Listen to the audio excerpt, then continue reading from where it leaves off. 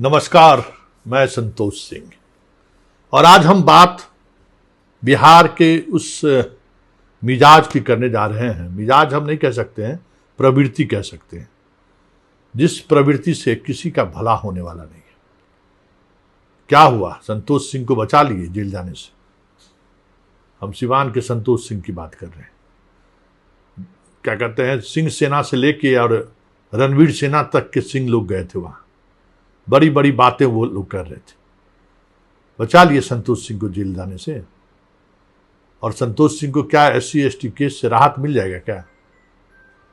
और सिर्फ यही सवाल नहीं है, जो दिनारा में घटना घटी, क्या उस आदमी के घर जुटानी करके कुछ बिगाड़ पाए क्या? जहानाबाद के नीट की जो घटना घटी, उस घटना में कुछ आप कर पाए क्या? ऐसे एक दो नहीं, दर्जनों मसले हैं जो हाल के महीनों में बिहार में अलग अलग इलाकों में देखने को मिला है। तो फिर इस मोच के सान की बात करना बेईमानी नहीं है। कानून को हाथ में लीजिएगा और कहिएगा कि हम रणवीर सेना है, कहिएगा कि हम सिंह सेना है, कहिएगा कि हम भीम सेना है। कैसे होगा? बिहार के तमाम ऐसे लोगों से मेरा आग्रह है, हाथ जोड़कर विनती है, ये जितना सेना चलाने वाले लोग हैं ना, वो फेसबुक के सेनापति हैं, फेसबुक के सरदार हैं। अपना चंद व्यूज पाने के लिए इसका गैंग चलता है। ये सब एक तरह का गैंगस्टर है, उससे आपको कोई लेना देना नहीं है। संतोष सिंह ने भी जो गुनाह किया है ना, उसी गैंग का वो व्हाट्सएप यूनिवर्सिटी से पढ़ा हुआ वो व्यक्ति है। पूरे इस प्रकरण में आपने संतोष सिंह और संतोष सिंह के परिवार की दलील को सुना होगा। क्या हमारे आपके पास इतना वक्त है कि हम अंबेडकर, गांधी और भगत सिंह और गोडसे ने क्या कहा, इस पर आज हम डिस्कशन करें? आज हम कहां खड़े हैं, जरा कभी सोचिए। अभी BPSC का रिजल्ट निकला है। जितने ये सेना वाले लोग हैं, जरा बताइए कि आपके सेना के कितने लोग जो है वहां से पास किए हैं। पढ़ाई में गांव गांव में आप नजर दौड़ा के देखिए कि ये जो रणवीर सेना हो, चाहे सिंह सेना हो या जो भी सेना हो, अपने गांव में जरा पलट कर देखिए कि पढ़ाई लिखाई की क्या स्थिति है। तो भीम सेना जैसे लोग तो ये चाहता ही है कि आप भी उसी के पैटर्न पर गाली गलौज कीजिए, आप उसी के राह पर चले जाइए। अपने पुरखों से, अपने बाप दादा से सीखिए। और एक सामान्य बात है कि शतरंज का खेल कभी खेले हैं? कभी शतरंज के खिलाड़ी से मिलिए। जब दो बड़े शतरंज के खिलाड़ी आमने सामने होते हैं ना, तो दोनों खिलाड़ियों की कोशिश ये होती है कि हम जिस तरीके से खेलते हैं ना, सामने वाले को भी उसी तरीके से खिला दें। शतरंज में कोई बहुत तेज खेल खेलता है, कोई बहुत मतलब धीमे गति से खेलता है, मतलब चाल चलने में वक्त लेता है, और सामने वाला तेज चलने वाला है। तो दोनों में से एक कोई सफल होगा, वही कि तेज खेलने वाला खिलाड़ी सामने वाले को मजबूर कर दे तेज खेलने के लिए, और जो धीरे खेलने वाला जो खिलाड़ी है वो मजबूर कर दे तेज खेलने वाले को धीरे। तो फिर जो अपने खेल में के तरफ मोड़ने में होंगे, वो उनकी जीत होगी। तो यही समझने की जरूरत है। ये जो हमारा समाज है ना, वो एक शतरंज का चौसर है, और हर कोई प्यादा है, कोई सिपाही है, कोई घोड़ा है, कोई भील है, सब अलग अलग तरीके के, कोई किश्ती है, कोई राजा है, सब अलग अलग, सबका अपना अपना जिम्मेवारी और दायित्व बंधा हुआ है। और एक बात समझिए, ये डेमोक्रेसी है।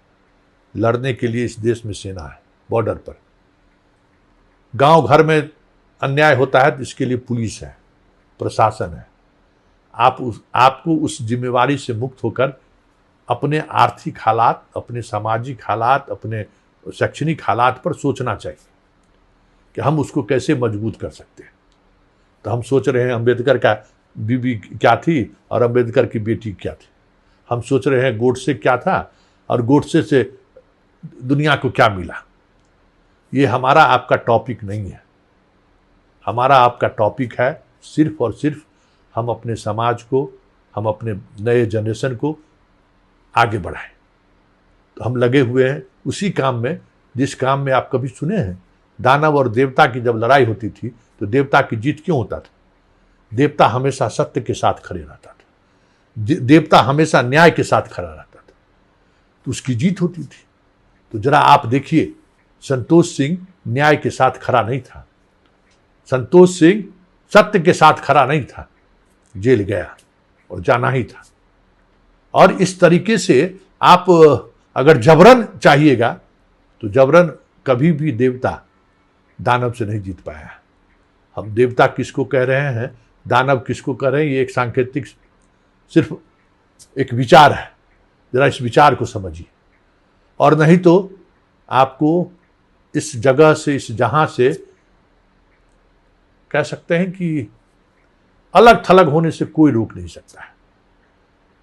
रिजर्वेशन हमारे पुरखों ने दिया है ना, संविधान सभा की बैठक में ये चर्चा हुई है ना, तो कभी मौका मिले तो रिजर्वेशन वाली पॉलिसी पर हमारे पुरखों ने क्यों सहमति जताई, कभी जरा उसका अध्ययन कीजिए, पढ़िए, व्हाट्सएप यूनिवर्सिटी से बाहर निकलिए। और ये जो एक नई फिजा बनाने की कोशिश इस देश में हुई ना, मुसलमान, हिंदू, भारत, पाकिस्तान, इसके लिए हम ही आप बने हैं। पिछले 14 वर्षों के मोदी के शासनकाल में अगर सबसे ज्यादा अगर किसी को नुकसान हुआ है तो इस देश के सवर्णों को नुकसान हुआ है। पढ़ाई लिखाई छोड़कर हम लोग गाय पकड़ना शुरू कर दिए, पढ़ाई लिखाई छोड़कर हम लोग भारत पाकिस्तान पर डिबेट करने लगे, पढ़ाई लिखाई छोड़कर हम लोग मस्जिद पर ईंटा फेंकने लगे, पढ़ाई लिखाई छोड़कर मुसलमानों से हम नफरत करने लगे। ये काम मेरा नहीं था, न ये काम आपका है। भीमसेना क्या कर रही है वो उसकी समस्या है। भीमसेना चाहती है कि आप हम कुछ ऐसी गलतियां करें जिस पर उसका बाजार चलता रहे, उसकी दुकानदारी चलती रहे। कौन एगो है गोल्डन? गोल्डन क्या है? क्या है गोल्डन? एगो जो कुशवाहा है, ये सब लोग जो है ना अपनी दुकानदारी चला रहा है, और भोक्ता वही है जो हिजरा होता है। ये भी आप सुन लीजिए, भोंकने वाला हिजरा जो ताकतवर होता है ना, वो कभी भोगता नहीं है। ताकतवर आदमी हमेशा आपको गंभीर मिलेगा, उसकी बात में गंभीरता होती है। थार उठाए, स्कॉर्पियो उठाए, अब बड़ी बड़ी गाड़ियां, गर्दन में यह मोट का सोना का चेन, हाथ में कारा पहन लिए और पहुंच गए संतोष सिंह को न्याय दिलाने के लिए। मिल गया न्याय है। आजकल देखते हैं टीका लगाने का, अब मोछ बढ़ाने का, अब बाल बढ़ाने के, वाह रे वाह। अरे जिस जमाने में हमारे पुरखे अगर इस तरीके का अगर वस्त्र धारण करते थे तो वो दौर था। आज वो दौर थोड़ी है। आज जो दौर है, कभी मौका मिले तो जयपुर में जितना बड़ा बड़ा होटल है, राजा महाराजा का जो किला है जिसको उसने होटल बनाया है, तो कभी उसके बारे में पढ़िए कि किस तरीके से अपने उस किला को एक अलग तरीके से हेरिटेज के रूप में ही सही अपने आप को, वो अपने उस किला को भी बचा लिया और आज खरबपति भी बना हुआ है। अगर ये सोचता कि हमारा बाप दादा का राजमहल है, इसके बेडरूम में हम दूसरे को कैसे सोने देंगे, तब दलिद्र न होता, जमीन दूर दूर जमीन बिक जाता ना, जैसे हम लोगों का बिक गया। तो सोचिए, संतोष सिंह सबक है, देहरी ओंस जो दिनारा वाली घटना सबक है, और नीट भी सबक है।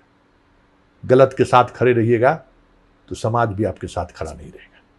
इसलिए हमेशा देवताओं की जीत या सवर्णों की जीत तब तक रही जब तक हम न्याय के साथ खड़े रहे, जब तक हम सत्य के साथ खड़े रहे। नहीं तो भाई आज के समय में अगर संख्या बल की बात करिए तो कहाँ आप हैं। लेकिन जो आपको मिला है ना, उसको बस संभाल कर रखिए।